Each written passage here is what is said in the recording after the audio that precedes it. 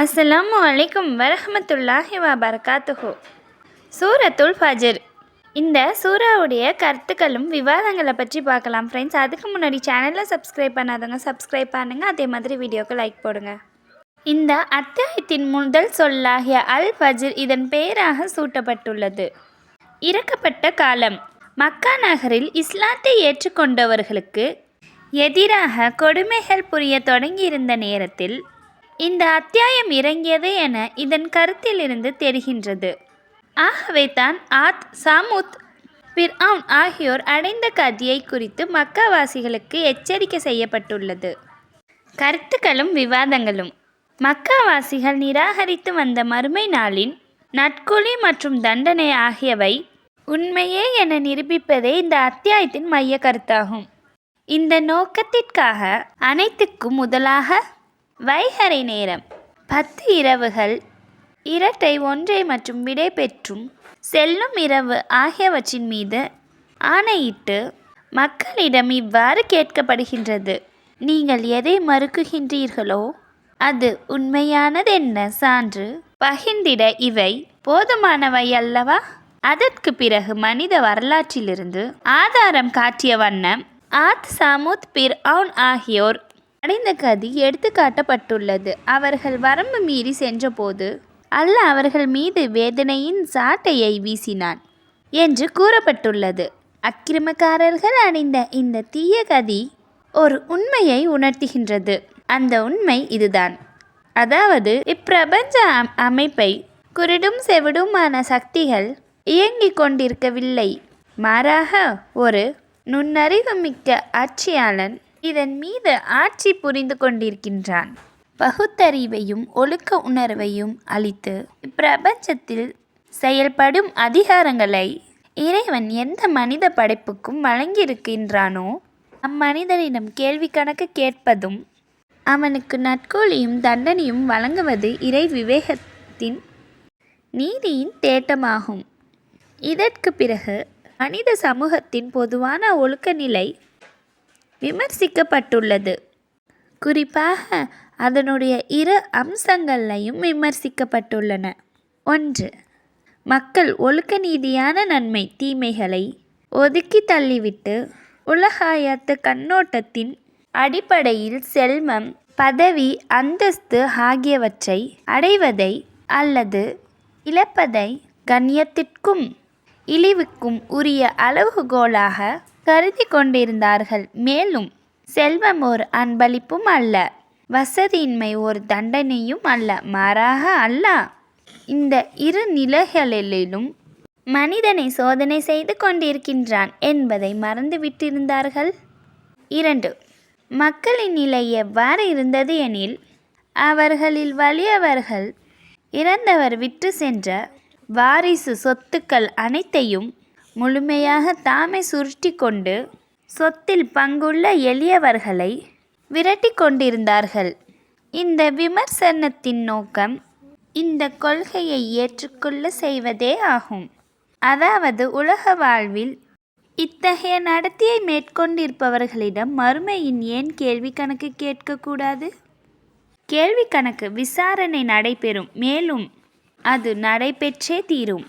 அந்த நாளின் நட்கூலி தண்டனையை மறுத்து வந்த மனிதன், அந்தோ நான் உலக வாழ்விலேயே இந்த நாளுக்காக ஏதாவது நற்செயல் புரிந்து வந்திருக்க கூடாதா என்று கைகை பிசைந்த வண்ணம் வருந்துவான். ஆனால் இந்த பரிதவிப்பும் வருத்தமும் இறை தண்டனையிலிருந்து அவனை காப்பாற்றாது. ஆனால் உலகில் திருப்தியுடன் உளமாற சத்தியை ஏற்றுக்கொண்டிருந்த மனிதர்களை குறித்து இறைவன் திருப்தி அடைவான். அவர்களும் இறைவனால் அளிக்கப்படும் நட்கூலிகளை கொண்டு திருப்தி அடைவார்கள். அவர்கள் அழைக்கப்படுவார்கள், உங்கள் அதிபதியின் விருப்பத்திற்குரிய அடியார்களுடன் சேர்ந்து விடுங்கள், மேலும் சுவனத்தில் நுழைந்து விடுங்கள் என்று கூறப்படும்.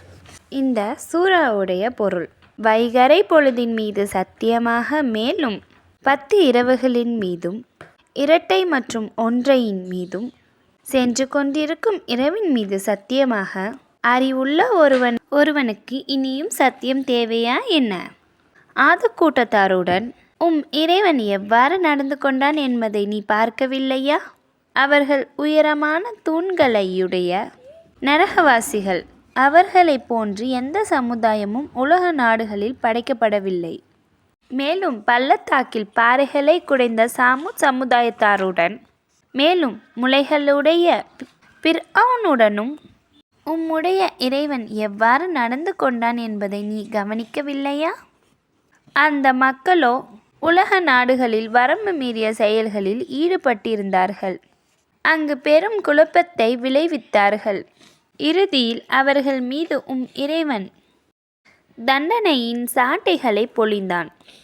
உண்மையில் இறைவன் குறிவைத்து காத்து கொண்டிருக்கின்றான். ஆனால் மனிதனின் நிலை எப்படி இருக்கின்றது எனில், அவனுடைய இறைவன் அவனை சோதிக்க நாடினால், மேலும் அவனை கண்ணியப்படுத்தி அருட்கொடைகளையும் வழங்கினான். என்னுடைய இறைவன் என்னை கண்ணியப்படுத்தினான் என்று கூறினான். மேலும் அவனை சோதிக்க நாடினால், மேலும் அவனுடைய வாழ்க்கை வசதிகளை குறைத்து விட்டால், என் இறைவன் என்னை இழிவுபடுத்திவிட்டான் என்று கூறுகின்றான். ஒருபோதும் இல்லை. ஆனால் அனாதையுடன் கண்ணியமாய் நீங்கள் நடந்து கொள்ளவில்லை. மேலும் வறியவர்களுக்கு உணவளிக்க ஒருவருக்கொருவர் தூண்டுவதும் இல்லை. மேலும் வாரிசு சொத்துக்களை முழுமையாக நீங்களே விழுங்கி விடுகின்றீர்கள். மேலும் செல்வத்தின் மீது அளவு கடந்த மோகம் கொண்டுள்ளீர்கள். ஒருபோதும் இல்லை. பூமி பொடி பொடியாய் நொறுங்கி தூளாக படும்போது, மேலும் வானவர்கள் அணி அணியாய் நிற்கும் நிலையில் இறைவன் வருகை தரும்போது, மேலும் அந்நாளில் நரகம் கண்ணெதிரில் கொண்டு வரும்போது, அந்நாளில்தான் மனிதன் புரிந்து கொள்வான். அப்போது அவன் புரிந்து கொள்வது என்ன பயனளிக்கும்? அவன் புலம்புவான், எனது இந்த வாழ்க்கைக்காக சில ஏற்பாடுகளை நான் முன்னரே செய்திருக்க கூடாதா? அந்நாளில் அல்லாஹ் தண்டிப்பது போல் தண்டிப்பவர் எவரும் இல்லை. அவன் கட்டுவது போல் கட்டுபவரும் எவரும் இல்லை. மற்றொரு புறத்தில் அறிவிக்கப்படுவது, ஓ அமைதியடைந்த ஆத்மாவே, செல் உன் இறைவனின் பக்கம். உன் நல்ல முடிவை கொண்டு மகிழ்ந்த நிலையில், மேலும் உன் இறைவனின் திருப்தியை பெற்ற நிலையில் இணைந்து விடு என்னுடைய நல்ல அடியார்களுடன். மேலும் புகுந்துவிடு என்னுடைய சுவனத்தில்.